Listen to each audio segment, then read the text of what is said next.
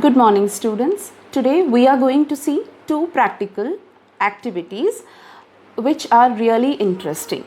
But before switching forward to the activities, I would like to tell something related to the biology practicals. How we conduct biology practicals, what are the common solutions we use, what are the common precautions we take while performing the biology practicals. Okay, and of course biology practicals are easy and interesting. Okay, now as you know, bio means life. Okay, so we are actually conducting experiment to prove that certain pigments, certain things or certain materials are present as far as the organism's body is concerned. Okay, now very first thing while performing the biology practical, the most important thing that you need is patience. Okay, certain times it takes much longer period of time to get the result, certain times the results are quick, okay, faster. But patience is at most required when you conduct biology practical. Other things, there are certain instruments which I am going to use in this particular practical session. Okay, I will just give you the introduction of those instruments which we use. Okay, when we conduct biology practical, it's very important to keep the base presentable and clean. Okay, as presentation matter a lot as far as biology is concerned. Okay, whatever you require, you keep it arranged, okay, in a proper manner. Okay, second thing, never present anything in a non-presentive way. For example, you are presenting something, okay, in front of an examiner. Always take a needle or a pointer and a watch glass, place it in that and show to the examiner. That creates a kind of impression and proper presentation. Okay, now here I am conducting two experiments. Okay, first is to show that chlorophyll pigment is essential, okay, and to detect the presence of starch from a variegated leaf. Okay, secondly, I'm going to perform an experiment to show that carbon dioxide is evolved in the process of respiration. Okay, now let us begin by introduction of certain instruments which I am going to use here. Okay, now this, okay, this is called as a forceps. I'm using a kind of forceps. Okay, this is a forceps. Okay, this is a forceps. This is actually required to hold any specimen. When we are using any object which we are actually taking to perform that particular experiment, we call that as a specimen. Okay, so here the leaf becomes a specimen. Okay, now so this is a forceps. Forceps is required to hold any particular object. Okay, here I am using a needle. Okay, this is a simple pointer needle. Okay, this is a simple pointer needle. If I want to show something, okay, I will use this particular needle. Okay, now this is a dropper. Okay, I use this particular dropper. So if I want to take something from somewhere, so I'll be using this particular dropper. So it won't, my hands won't get spoiled, because certain reagents actually are not suitable to every skin. So it may create some kind of irritation to the skin. Okay, now next, of course, you know, this is a watch glass. Okay, this is required to keep certain specimens. Okay, here I have a knife kind of a thing, a pointed thing. This is knife. Here in this experiment, I've actually used it for some other purpose, but the use of this particular knife is for dissecting something or cutting something. Then here I have a conical flask. Okay, I have certain reagents which I'll be showing you. I have test tube. Okay, and this is nothing but a test tube stand which you can see here. Okay, so very first experiment which I am going to conduct is to show that starch is present, okay, or to detect the presence of starch from the leaf, or to show that chlorophyll pigment is essential. Okay, so for that what I am going to use, here I have used a variegated leaf. Okay, I have used a money plant leaf, and here I am showing you some other leaf. Okay, some other specimen. Okay, I have used here a variegated leaf. Now what is the meaning of variegated leaf? Okay, the leaf which has patches like this, okay, that is called as variegated leaf. What does these patches mean? Okay, these patches means that on the leaf, wherever these patches, these stripes are present, there that particular region of the leaf lacks chlorophyll pigment. Okay, so I have taken the same type of variegated leaf. Okay, you can see this variegated leaf. I have taken money plant leaf. Okay, now what I have done, I have taken that money plant leaf, okay, and I have taken boiled water. So we take the leaf, we put that particular leaf in the boiled water for 5 to 10 minutes, okay, and after that, okay, we take the leaf and we put that particular leaf in the test tube containing alcohol. Basically, we use ethyl alcohol or ethyl alcohol based sanitizer. Now children, those who want to perform the experiment at home, okay, it's very difficult actually to keep that in the boiling water bath, keep the leaf, boil the leaf. So basically what I do is, I take boiled water, I put the particular leaf in the boiled water for 5 to 10 minutes. After that, you take the leaf from the boiled water and you put that particular leaf in the test tube containing ethyl alcohol. In today's scenario, we can use the sanitizer which is alcohol based. Okay, so because I have used this particular sanitizer, I haven't boiled, okay, this particular test tube with the leaf. Okay, why? Because when we boil, there are chances that the sanitizer, which is ethyl alcohol based, okay, so sanitizer is alcohol based sanitizer. Okay, so if we boil, there are chances of some injury or it may catch fire, so it is dangerous. So in order to avoid that situation, I have kept the leaf in the boiled water and I have put some, okay, alcohol based sanitizer in this test tube. Okay, I have dropped the variegated leaf which was kept in the boiled water, okay, and I am dropping that particular leaf, okay, in the boiled water. So what is there in the test tube? In the test tube there is alcohol, okay, and the leaf which was kept in the boiled water. So leaf was kept in the boiled water for 5 to 10 minutes and then I took that particular leaf, okay, I had dropped that particular leaf in a test tube, okay, containing alcohol. Here in this situation, I have used an alcohol based liquid sanitizer, and that's why I have not boiled it directly, but I have done an indirect boiling which gives 100% result. Okay, so now this particular test tube with alcohol and the leaf, I am going to place this in the boiling water for few minutes. Okay, I have already placed it 10 minutes before I started this particular video, okay, in order to save time. So you can see here, okay, so in the test tube there is leaf.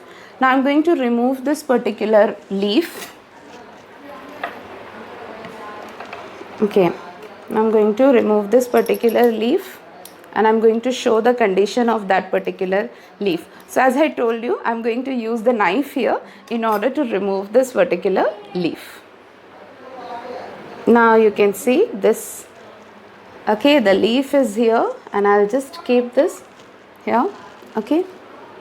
Now I'm just taking this leaf in the watch glass and I'll show you. This leaf had patches, okay. So the best leaf which we can use, is money plant, okay. So here you can see this is the leaf which I removed, okay, after the treatment with alcohol. You can see the white patch is there and on one side there is green color structure. Yes or no? Okay, so the money plant leaf is the best leaf to perform the experiment, okay. And here you can see this is the chlorophyll which was extracted from the leaf. Okay. Okay, so this leaf, so what we did basically, okay, we have kept that particular leaf in the boiling water for 5 to 10 minutes, and after keeping that in the boiling water, I took that leaf, I kept that leaf in the test tube containing alcohol. Okay, I have used alcohol based sanitizer. Okay, so after that, the entire test tube containing the leaf I have kept in the boiled water for 5 to 10 minutes. After removing, see, I get to see this.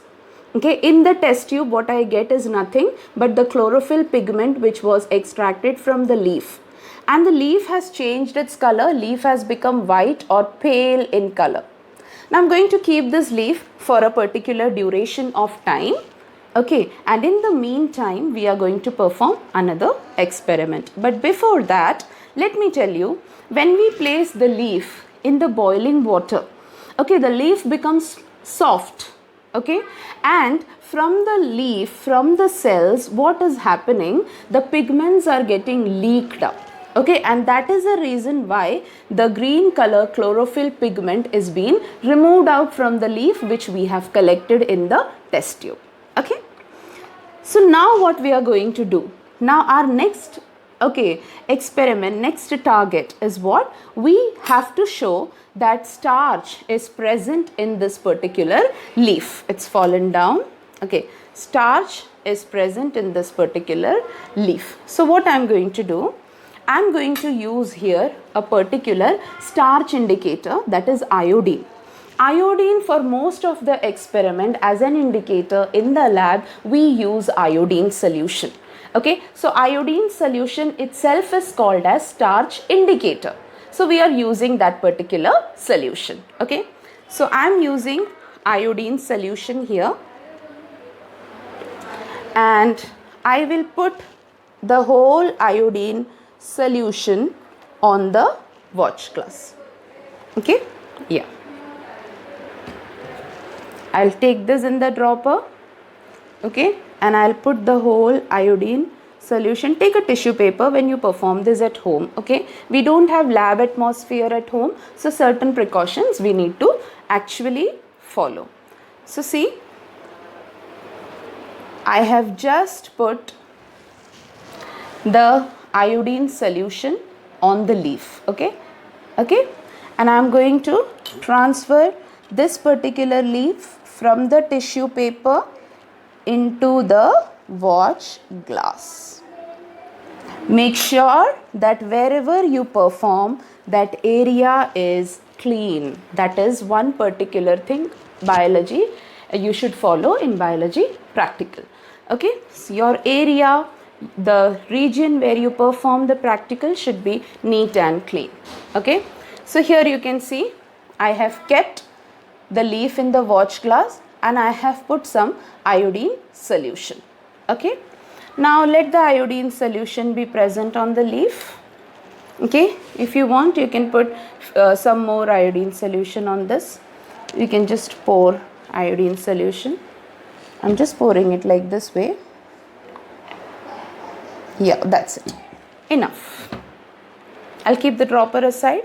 Okay, and we will leave this arrangement as it is for certain duration of time. Okay. In the meantime, we are going to perform another interesting experiment. Okay, which will help us to identify that carbon dioxide is evolved in the process of respiration. So what are we going to do? Okay, so here it is, calcium hydroxide. Okay, this is calcium hydroxide. So I have kept the leaf with the iodine solution for drying for certain duration of time.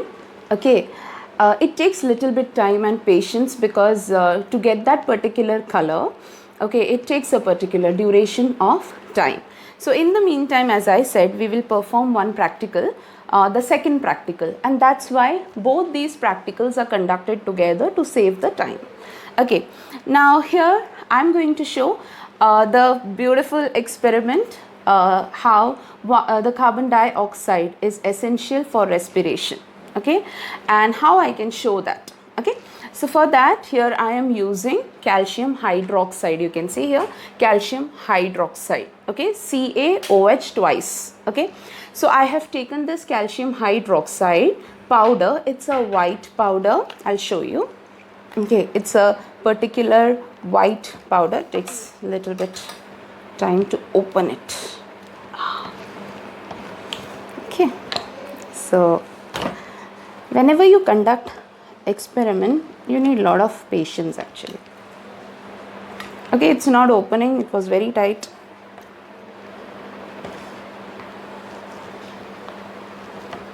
Yes, I got it. Okay, so here you can see, if you can make out, see this is white color powder. Okay, so I've taken this particular powder. Okay, yeah, and I have made a solution of that powder.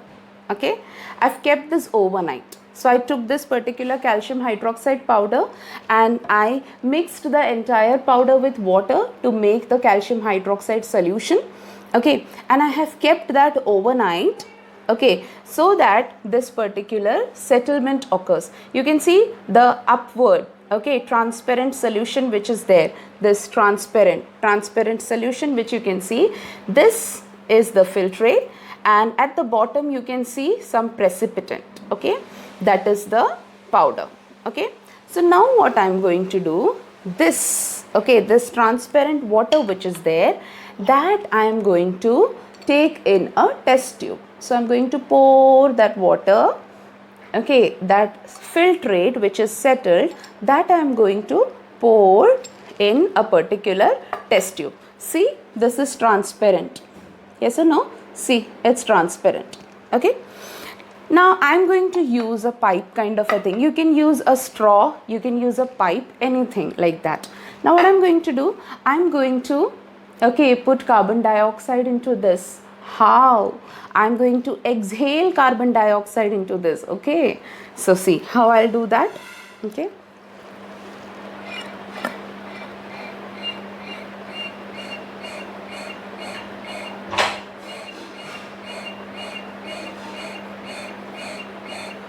this process you are going to continue for a particular duration of time. Within 5-10 minutes you get to see the result. Okay, so let us continue.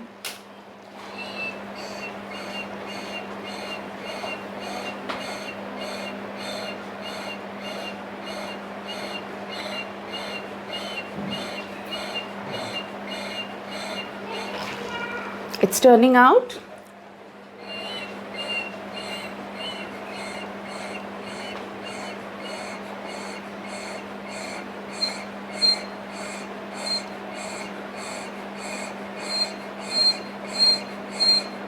It takes time, okay?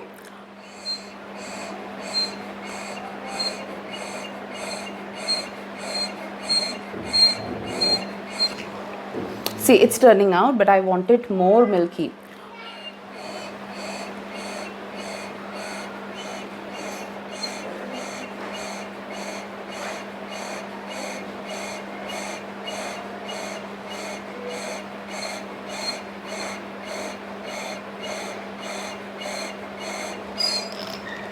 See, it has turned milky, isn't it? Okay, if I do it continuously for much longer period of time, it will turn out completely milky. Yes or no? Okay, so this particular water which is collected towards the upper layer, the filtrate what is collected, that is nothing but lime water. What it is? It is lime water. Okay, and what we have used, calcium hydroxide. Okay, that powder we have taken it in water. Okay, we have mixed it and kept it overnight, and whatever water, transparent liquid is settled on the top, whatever filtrate is settled on the top, that is nothing but it is our lime water. Okay, so we will take that particular lime water. Okay, we will pour that lime water in the test tube and we are going to exhale air. Okay, so the air which we exhale. Okay, so we have taken calcium hydroxide, we have mixed it with water and kept it overnight. The filtrate which we get after keeping overnight, that is lime water. Okay, we take that lime water in the test tube and with the help of a straw we exhale. Okay, the gas which we exhale, the air which we exhale, that has carbon dioxide. So when we exhale, what is happening? Basically, the carbon dioxide is getting evolved, is getting released, okay, which is turning the lime water milky. Okay, when the lime water turns milky, it indicates that the particular carbon dioxide is evolved during the process of respiration. Okay, so here the leaf which I had kept, okay, for iodine treatment, that leaf is dried. Now this is that particular leaf. Okay, so you can see one side is plain, pale, and one side, okay, there is a blue black coloration which is developed. You can see here the blue black coloration which is developed. Now this blue black color indicates that starch is present in this particular part of that particular leaf. Okay, I have used variegated leaf, a money plant leaf, okay, which was variegated having patches. Okay, now starch will be only present. Now starch is the stored food. Okay, when can the plant synthesize food and store it? Only when the pigment chlorophyll is present. So wherever the chlorophyll pigment was present in the leaf, there after iodine treatment, there the color developed is blue black. Okay, you can see here. Okay, the color development is blue black, which indicates that the starch is present in that particular part of the leaf. If starch is present, chlorophyll is present, because without chlorophyll the plant cannot synthesize food by the process of photosynthesis. So here we have conducted 2 experiments. Hope you have understood. In the next videos, in the next coming videos, we will be starting the explanation for excretory system. Thank you. Have a nice day.